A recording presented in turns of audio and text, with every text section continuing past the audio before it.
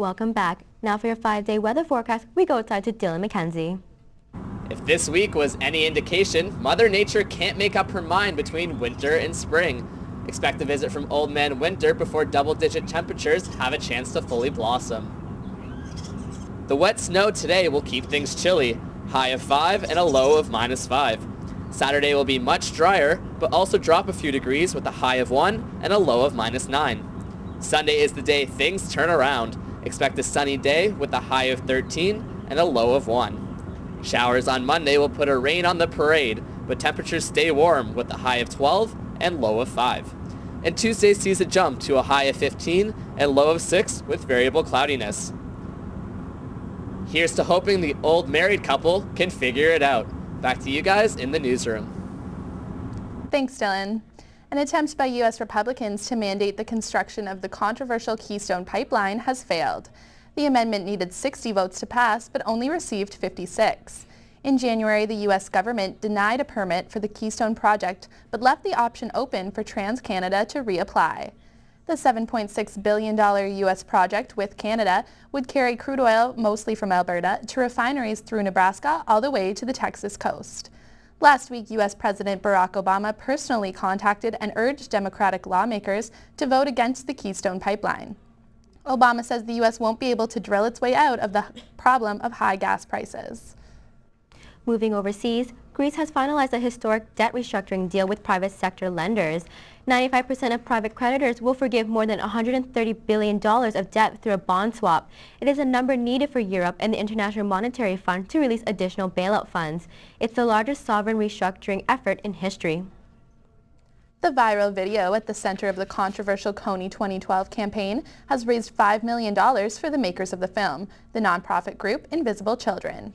The group's co-founder says it took only 2 days for the money to be raised. He says the aim of the video is to raise awareness about Joseph Kony. Kony led the Lord's Resistance Army in Uganda and recruited thousands of child soldiers. But Invisible Children is on the defensive after its video unleashed a storm of criticism about everything from the group's finances to their underlying message. Ugandan journalist Rosebal Kagumire is one of many people who have questioned the video's message on YouTube.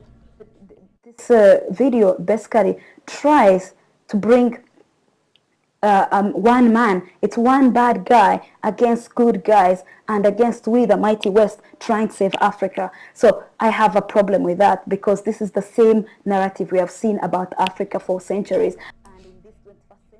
However, the group has been successful in generating discussion. The video has more than 50 million views on YouTube.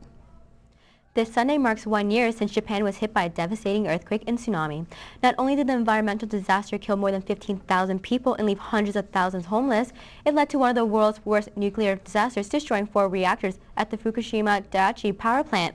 Ever since, the Japanese government has been facing backlash for using nuclear power. The use of nuclear power is Japan's energy strategy, but activists in Japan are calling for the changes in these policies. Japan only has 5 of their 54 nuclear reactors working.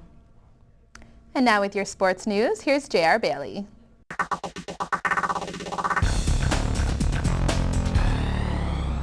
Out on the West Coast, both Humber volleyball teams have made it through to the semifinals. The men's team, featuring CCAA Player of the Year Terrell Bramwell, dominated the St. Thomas Tommies, winning in straight sets. Humber setter Andre Brown was named MVP for the game. The number 1 ranked Hawks will now move on to face the 5th ranked Red Deer Kings at 6 p.m. Pacific time. The women's team had a bit of a tougher match against the University of Fraser Valley Cascades. They won the first 2 sets easily enough, but were down 20-24 in the 3rd set before rallying to take the 27-25 lead. The player of the game honors went to veteran middle Michelle Ovazet. The women will play their semifinal matchup later tonight against number 1 ranked VIU Mariners at 8 p.m. Pacific time. The Leafs had the night off, but their slim playoff hopes took a hit when the Washington Capitals and the Tampa Bay Lightning tied at the end of regulation, guaranteeing a 3-point outcome. Alex Ovechkin scored in overtime to give the Caps the victory and the extra point, which moves them into a tie with the Winnipeg Jets in the 8th and final playoff spot.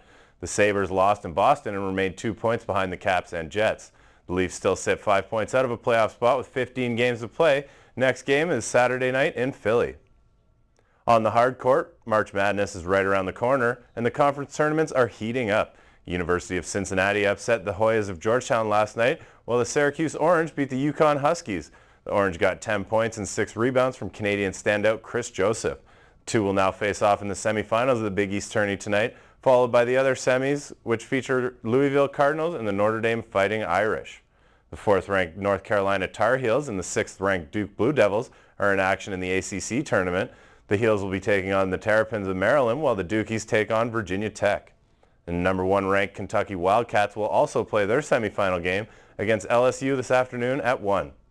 On the links, the World Golf Cadillac Championship being played at Doral is underway, with a strong field of players looking to gear up for the Masters.